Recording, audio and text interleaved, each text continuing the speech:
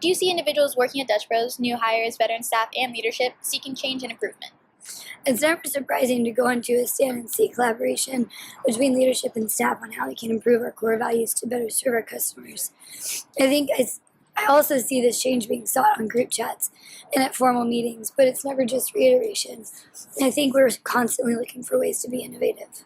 That's awesome. Do you think that this understanding of the need to change with a sense of urgency comes from an understanding of the industry, competition, and or the external environment?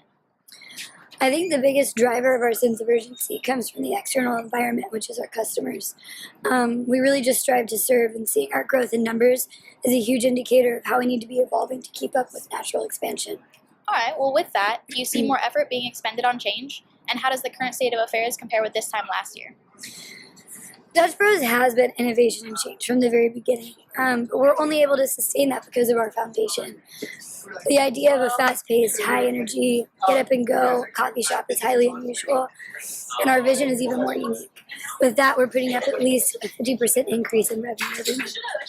Driving change and innovation requires a strong team to lead the way. Can you briefly describe this team at DBAZ?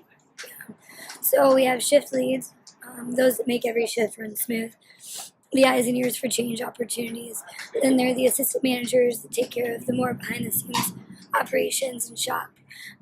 The managers perform some in-shop functions, but also maintain everything that kind of happens outside of the shop. Regional managers do just about everything. Then there are the MEs, the trainers. We take new hires through a 15-day process that ends in their flow test and full employment. Very cool. Sounds like quite a dream team. Do you think that they consistently get the resources and information required to progress quickly? Definitely. We use several different avenues of communication and have regular formal meetings. All right, well, with those resources and that knowledge, does the team motivate and inspire others to participate in the change? It's definitely important to filter out the information that doesn't directly affect the team, but our leaders consistently share the important information that gets everybody excited about the evolution. All right, well, even though change can happen in bursts and may seem overwhelming, does the team maintain a consistent approach and direction, even if the change isn't always consistent? There are periods of growth where it's difficult to implement change, and periods of steady business that provide perfect opportunities to test new ideas and methods. Our leaders do an excellent job of understanding those ways and maintaining consistency that works. All right, so now that we know that innovation is happening and we know the guiding team, let's talk about the vision. Do you know the vision?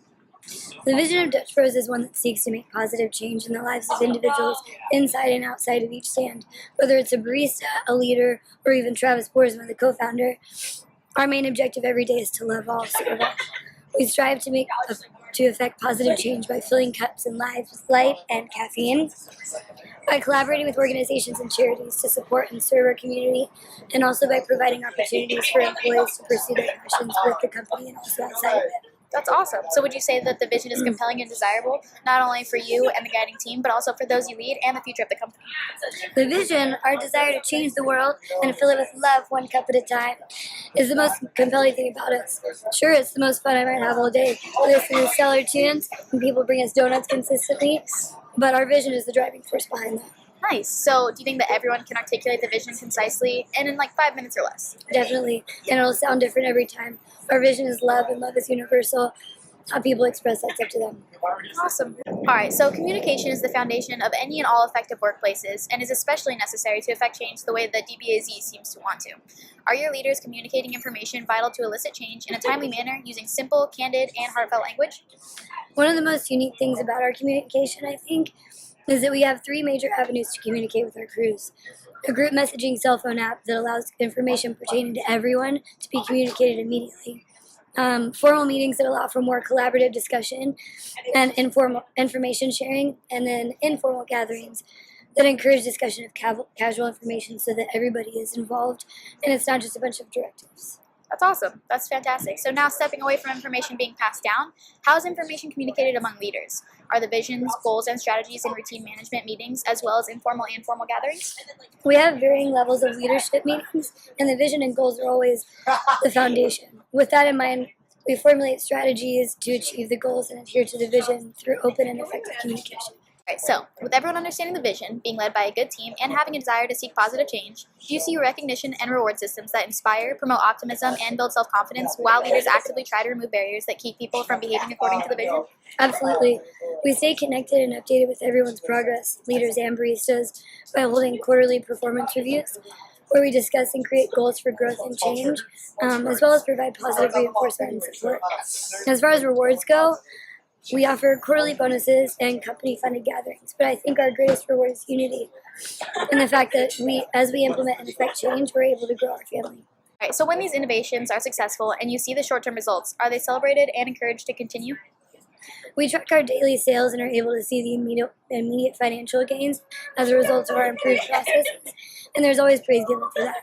Every time we get positive feedback from customers, that's also a win and is celebrated even more than our fiscal success. Awesome. So those short-term wins, are they used by leaders to demonstrate progress towards the ultimate vision? And yes, particularly the latter.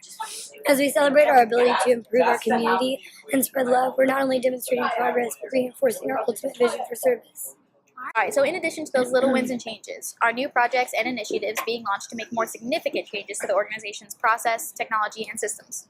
In my leadership department specifically, we're constantly working on new projects to create significant change to the training process. For example, I'm currently developing a program to introduce new hires to the language we use that enables them to translate orders into what's expected of our trained staff, ensuring there's no time wasted on correcting orders. That seems like an excellent way to enhance the training process as well as maintaining expectations of employees and customers. So when new situations arise, do you think leaders are using them opportunistically to further the change effort? I'll use our creed to answer that. To look at the sunny side of everything and make your optimism come true. Beautiful. There's no way we'd be able to grow so rapidly and improve so efficiently without seeing the opportunity in everything. There are never weaknesses, just areas we can make better. So once people are done with training, I'm sure you see them again when you bring in new people. Have you seen your previous trainees, now employees, seeking to understand what they need to do and what is expected of them to be successful in their new environment? One of the most rewarding parts of my job is going to stands I've trained at and seeing old trainees kill it in their positions. These are the people that new processes have been tested on most, and they always exceed expectations. I also get feedback from other leaders, store managers specifically, that our new processes are constantly proving to be more successful than the previous. That's excellent to hear. So with the immense success of new programs, I'm sure it's easy to use old habits and values as a point of comparison. Have you noticed that at all?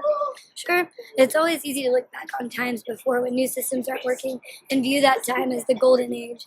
But I also see that people are making references to the flaws in the old ways that we've been able to eradicate by improving the processes and making these great changes. Yeah, I mean, the past could definitely be a double-edged sword. Still, it takes perseverance of leaders to gain influence and really make change stick. Have you noticed that with the positive changes being made, leaders have gained that influence? I think we've all come together as a unit that encourages leadership in everyone. Respect and influence don't stop at people with titles. We all have something to contribute, and that is understood by all.